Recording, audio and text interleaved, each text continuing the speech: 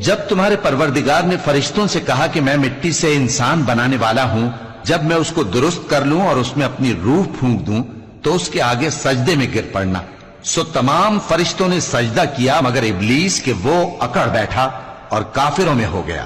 اللہ نے فرمایا کہ اے ابلیس، جس شخص کو میں نے اپنے ہاتھوں سے بنایا اس کے آگے سجدہ کرنے سے تجھے کس چیز نے منع کیا؟ کیا تو غرور میں آ گیا یا اونچے درجے والوں میں تھا؟ بولا کہ میں اس سے بہتر ہوں کہ تو نے مجھ کو آگ سے پیدا کیا اور اسے مٹی سے بنایا۔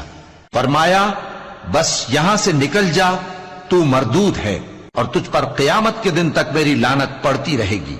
کہنے لگا کہ میرے پروردگار، اچھا تو مجھے اس روز تک کہ لوگ اٹھائے جائیں مہلت دے۔ فرمایا کہ تجھ کو مہلت دی جاتی ہے اس روز تک جس کا وقت مقرر ہے۔ کہنے لگا کہ مجھے تیری عزت کی قسم، میں ان سب کو بہکاتا رہوں گا سوائے ان کے جو تیرے چنے ہوئے بندے ہیں۔